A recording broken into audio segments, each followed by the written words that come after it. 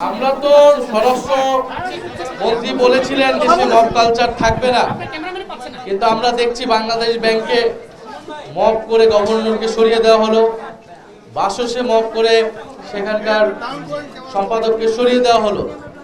নরসিংদীতে আমরা একটি ধর্ষণের ঘটনা শুনতে পেয়েছি, হাতিয়াতে ধর্ষণ করা হয়েছে, সেটা মিডিয়া থেকে সম্পূর্ণরূপে ব্ল্যাক আউট করার চেষ্টা করা হয়েছে। শাপলাকলিতে ভোট দেওয়ার কারণে সেখানে ধর্ষণ করা হয়েছিল, সেই মামলা এখনো চলমান আছে।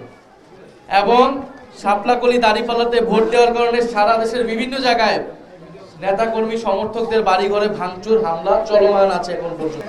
যে এই রোডে আমরা যেখানে যে স্পটে দাঁড়িয়ে রয়েছি, গত 24শে ফেব্রুয়ারি এই স্পট থেকে একজন কন্যা শিশু 6 বছরের শিশু, তার লাশ উদ্ধার করা হয়েছিল। আমরা তাসনিম আক্তার তাহিদি নামে কন্যা শিশু 6 বছরের কন্যা শিশুর লাশ উদ্ধার করা হয়েছিল। আমরা তার পরিবারের সাথে, সেই শিশু কন্যার মায়ের সাথে, তার পরিবারের সাথে আমরা সাক্ষাৎ করেছি আমি, এবং পুরো ঘটনা বিস্তারিত শুনেছি।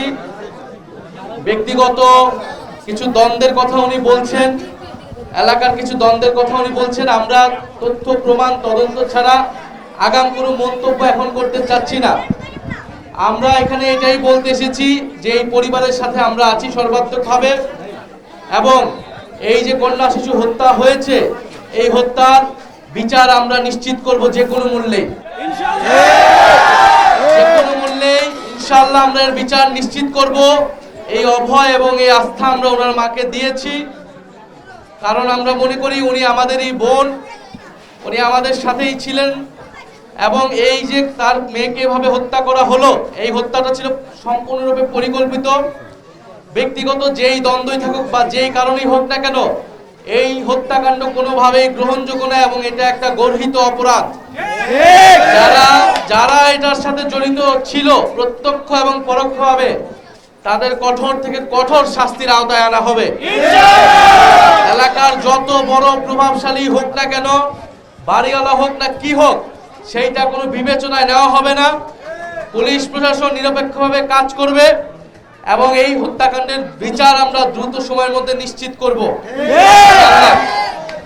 আমরা থানার ওসির সাথে যেই দিন ঘটনাটি ঘটেছে 24শে ফেব্রুয়ারি, সেদিনই আমরা ওনার সাথে আমি ফোনে কথা বলেছি, থানার ওসির সাথে কথা বলেছি। মামলা নেওয়া হয়েছে, পোস্টমর্টেম রিপোর্ট আসলে আপনাদের পুরো ঘটনাটা বোঝা যাবে কিভাবে হত্যাকাণ্ড হয়েছে, কিভাবে মারা গিয়েছে মেয়েটি।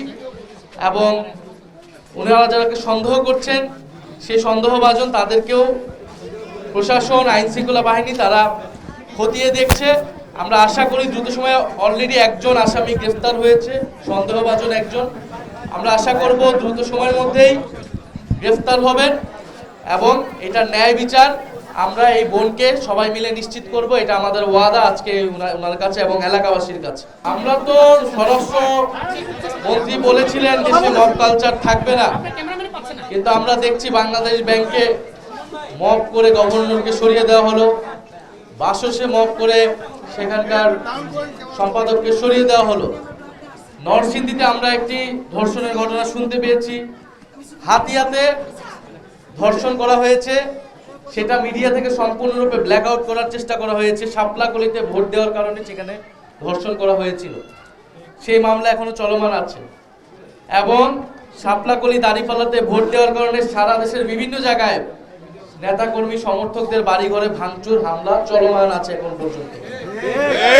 ফলে আইন শৃঙ্খলার পরিবেশ নিয়ে আমরা কোনোভাবে সন্তুষ্ট নই, এবং যদি আইন শৃঙ্খলা পরিবেশ শক্তিশালী থাকতো, মানুষের সে আস্থা থাকতো, মানুষ যদি বিচার ন্যায় বিচার পেত, তাহলে বিচারহীনতার সংস্কৃতি থেকে কিন্তু এই ধরনের এলাকা ভিত্তিক এই ধরনের ঘটনাগুলো ঘটছে। ফলে আমরা আইন শৃঙ্খলার পরিবেশ নিয়ে সন্তুষ্ট নই। আমরা দ্রুত সময়ের মধ্যে আহ্বান জানাই যে সরকারের জায়গা থেকেও আইন শৃঙ্খলার যাতে নিশ্চিত হয়, কঠোর ব্যবস্থা যারা যায় সেই জন্য উদ্যোগ গ্রহণ করবেন। আমরা বলেছি যে সেই রাষ্ট্রপতির সময় ফুরিয়ে গিয়েছে, এখন তাকে নিয়মতান্ত্রিকভাবে যেভাবে তাকে সরানো প্রসিডিউর আছে সেটা শুরু করা উচিত। সেই জায়গা থেকে আমরা অবশ্যই ভূমিকা রাখবো। আমরা সরকারি দলের থেকেও সে একই ধরনের ভূমিকা নিশ্চিত করছি।